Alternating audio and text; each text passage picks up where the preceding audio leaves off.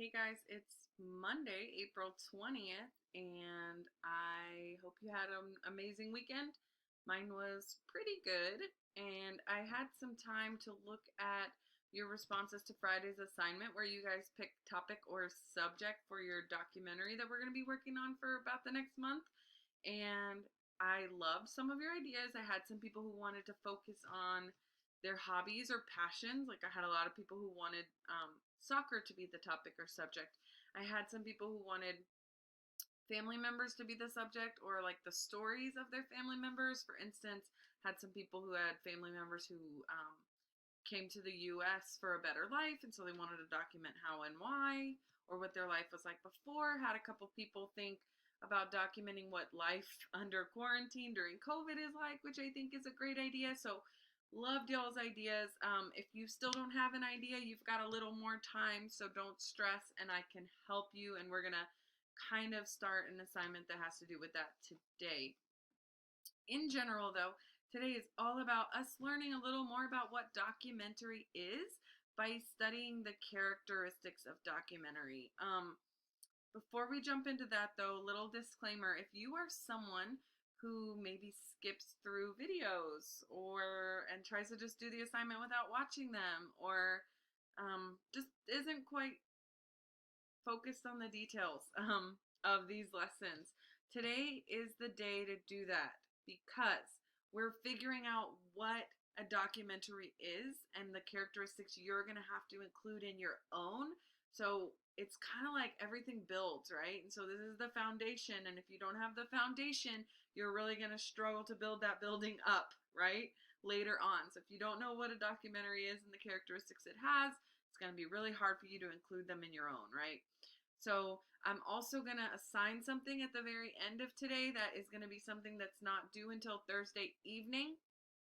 And you need to know more about that and how that assignment is going to work. So please stick with me the whole time and you'll know what to do going forward. So let's go ahead and get started. Okay, guys. So today we are learning about the characteristics or the traits of documentary.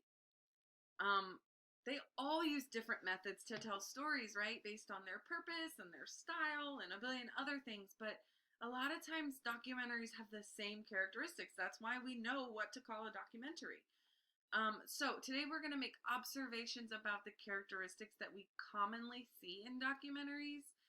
And we're going to ask ourselves, why might a filmmaker choose to include these elements? So, I noticed they use this, and I noticed that I've seen that in a lot of documentaries. Cool, I know that's a characteristic. Oh, well then why would they use this? Why would they choose this way of doing things? So that's our goal today. Here's how we're going to do it. First, we're going to watch a documentary. Then, we're going to do one where I show you how to do this first. So as we watch that documentary, we're going to jot down characteristics that we notice. We're going to be thinking, what do I see? What do I hear? And how am I being presented with information? And then when we notice a certain technique, we ask, why did the author choose to include this element or present it in this way? So the first one that we're going to look at is just something I'm going to talk you through. So I'm going to go through and just tell you what techniques I notice and why I think authors might use that technique. And then you are going to go in and have a chance to try this on your own. So let's get to it. Okay, so this first documentary that we are going to watch is called Inocente, and it is from 2013, and it was an Oscar winner for short documentary, and this is like a super shortened version of that documentary. So as I notice characteristics or techniques, I'm going to pause and I'm going to point them out to you.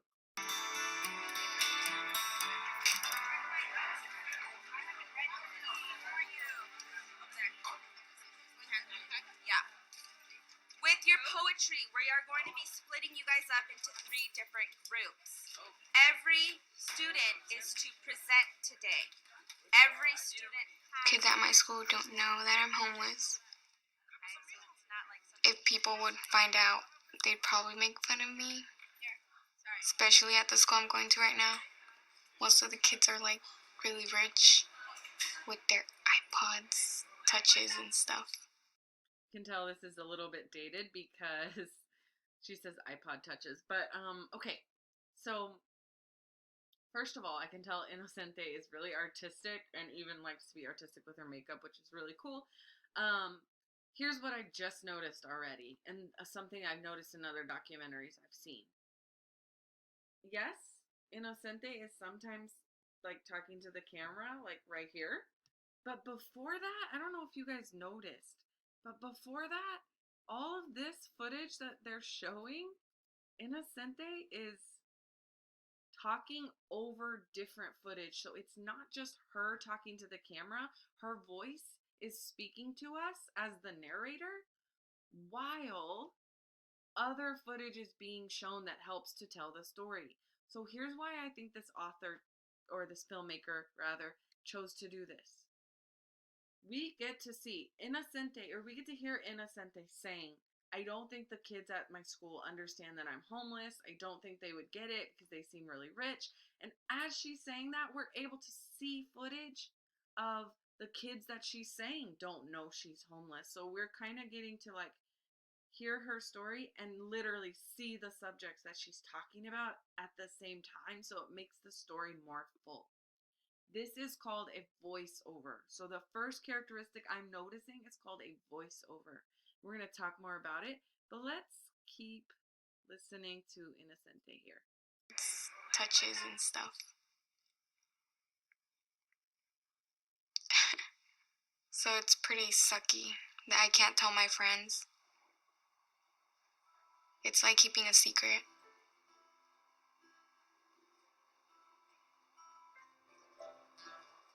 My name's Innocente. I'm 15 years old and I live in San Diego, California. Good morning.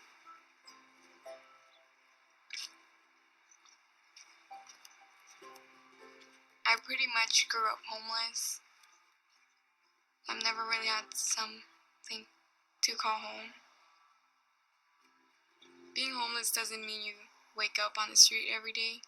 It means always moving between shelters, friends' houses, and apartments that you get evicted from. Nothing ever feels like home. Okay, so another characteristic I'm noticing is it feels like Innocente is trying to teach me something or has like a moral or lesson she wants me to learn. And I think I've noticed that about a lot of documentaries I've seen. There's something they're trying to teach me. And here I think Innocente is trying to tell me like homelessness doesn't have just one face. It's not just that stereotype of a homeless person on the street. Homelessness can just mean this lack of stability. Because Innocente might have a house, or not a house, a roof over her head each night or most nights, but that doesn't make her have a home. She still feels homeless because homelessness just equals that lack of stability, right? So she's teaching me not every homeless person maybe has the same situation. So we've already noticed voiceover and we've already noticed central idea or theme. Let's keep listening.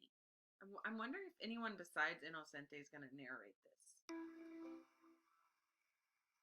Nobody wants to be homeless. Nobody.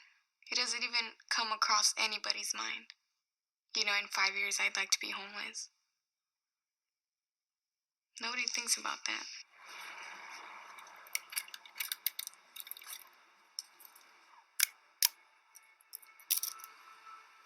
I've lived in about every shelter in San Diego.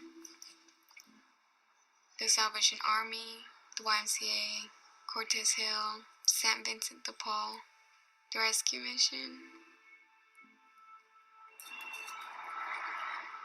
We slept here, me and my 3 little brothers. My mom stayed awake and watched that. Nobody came near us.